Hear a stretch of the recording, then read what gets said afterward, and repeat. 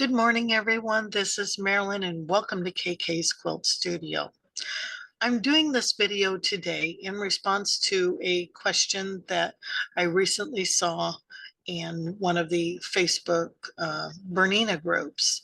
And she had the question about, can you use the boundary tool to morph designs into anything other than a square? We always see videos from Bernina that they're trying to set a square block into a not so square block on the quilt top that they're sewing. And that's all fine and good. It demonstrates the tool's capabilities, but she wanted to know, I have an oval. Can you do that? Well, yes. I will give you a tip. It does start with a design that is more circular. The design that I used here, you look down here, this is more of a, what is this, 2, 4, 6, it's a hexagon shaped block. So it's not quite a circle, but a circular block would more readily fit into here. You see, I still have some outline. This one I set into sort of what would be the center of a that weird square shape that's part of the double wedding ring block. So of course you can do this, and I'm going to demonstrate how I did this. So I'm going to start over in Art and Stitch, and I'll take you over there now.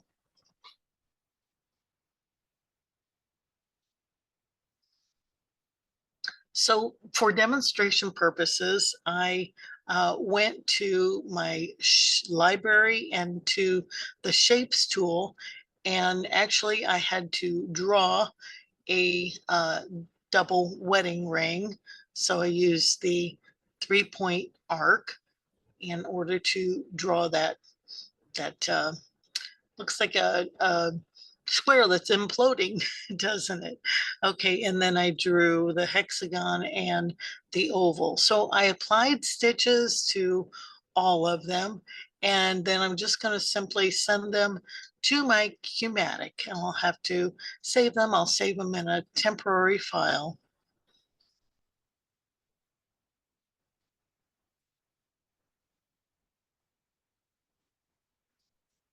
And now we're back here in Q-Matic. Okay, so I'll go ahead and move these designs out of the way. Actually, I'll just delete them. But then I just went in here. Of course, they're all grouped together. You can see the dotted lines. You just need to break them apart. And then you'll select each design individually and resize them. I'll just resize them here on the page. So that's what you can do for what I'm doing for demonstration. I just resize these designs. They give me an outline as to the shapes that might be on a quilt top. So I don't have a quilt top loaded. So I'll get rid of that one. I don't need those. Get rid of this one since I already have them sized and on my page. So you can use your markers and set markers right here. So you'd set the markers where the outlines of your blocks and where they lay. You might even be able to use just 4 markers in the corner, and that'll give you a point on your quilt top and on your screen that you can relate to, and then you can move these shapes in here. I'm going to move this one temporarily out of the way. Actually, we don't need it anymore. We can just delete that. So if I had a setup quilt, I could mark the placement with my markers. I need to do it at my machine, and I'm doing everything here on the computer screen to demonstrate, but you get the idea, I think, of setting markers, and you could connect them up. Now, there'll be straight lines. You can't do curves when you connect markers. Okay, so I'll just cancel out of here. We have our shapes for today's demonstration. Now, like I said, I use this block, and it sort of has the look of this imploding square, if you will, for the double wedding ring. This one also has very much that shape. So you saw this one, the result of this one. Let's try this block. Okay, it's selected, it's in red. I'm going to go to my boundary tool. I'm going to choose multiple point. Again, you can do this at your sew head. And for this demonstration, I'm going to set points here, and I'll do about 3 to indicate the curve of this square so that the program knows I'm wanting to get it inside of these boundaries. And I have morph to fit checked. You can set up to 20 of these points. I've found it does limit you, but the more points you have, the better control you have over this process. Now I've set my last point. I'm going to connect up there. I'm just going to click close boundary. Okay, now it's asking me to set my 4 points. I'm going to choose my 4 outermost points for this design. And when I click the last one, my design pops in. Looks pretty good, doesn't it? Now I see if I zoom in, I'm rolling my mouse wheel. I'm a little bit outside of the boundaries, so I can grab these and adjust. Those look good. This one, let's try and bring in the center one.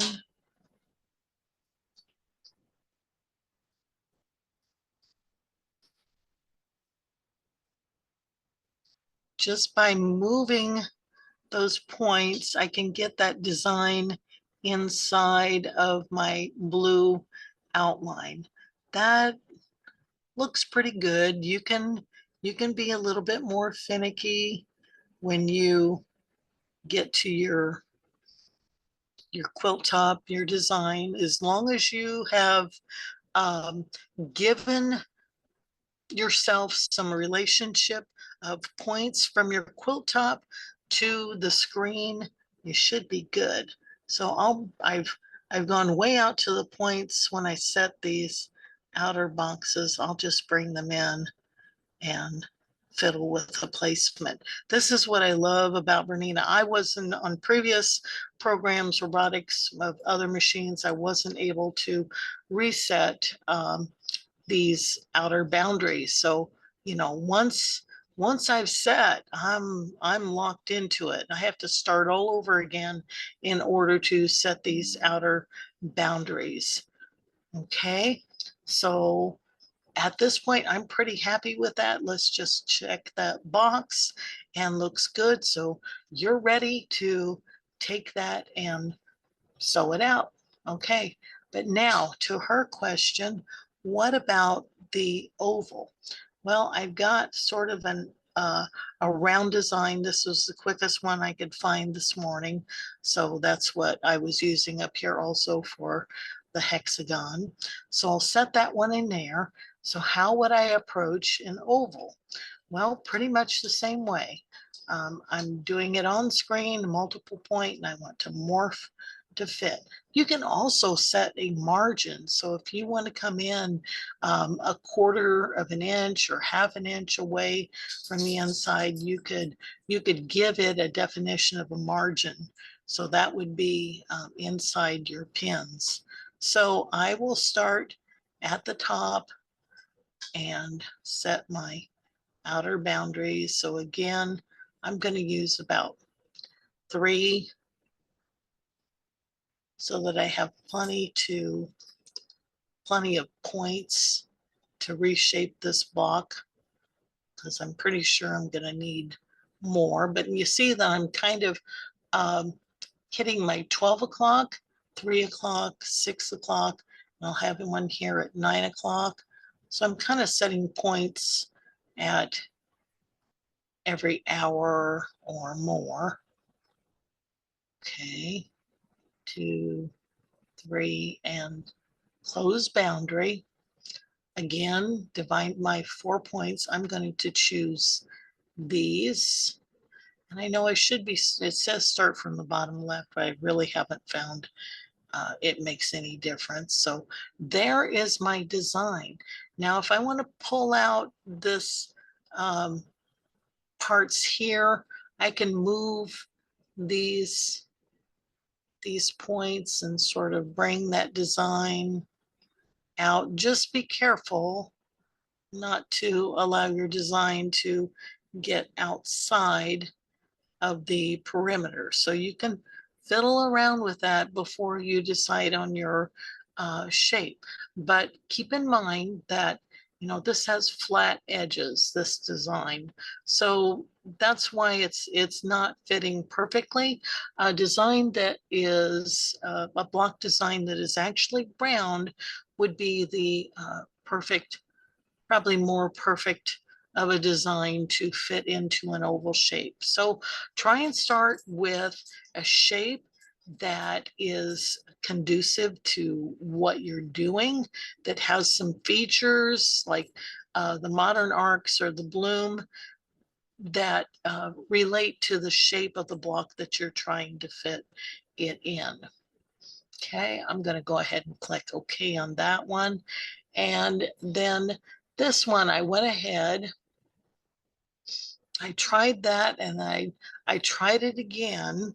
And you'll notice if I go to the rotate tool, I can rotate that. Oh, and I get a little more morphing. So I could play around with this and maybe get it to fit into that block just a little bit better. That kind of works. So I would just have to resize that, and you'll notice that it continues to morph. I was pleasantly pleased when I discovered that. So I can also pull down maybe on these sections, change the center point.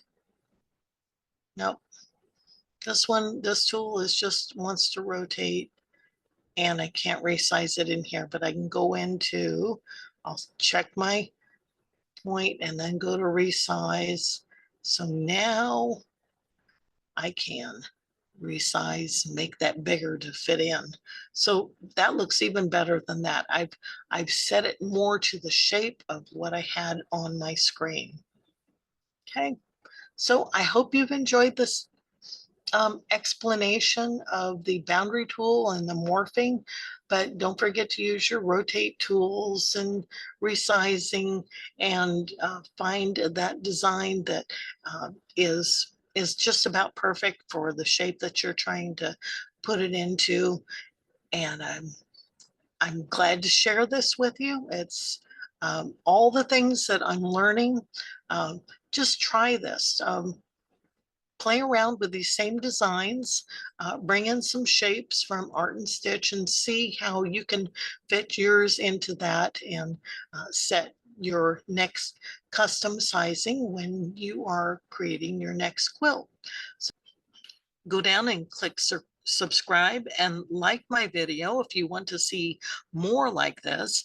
And remember to click the little bell so you receive notifications the next time I drop a video on Bernina Q-Matic. And I welcome your comments. Please ask questions and I'll see if I can find a solution for you in Q-Matic. Again, thanks for joining me. Bye for now and happy quilting.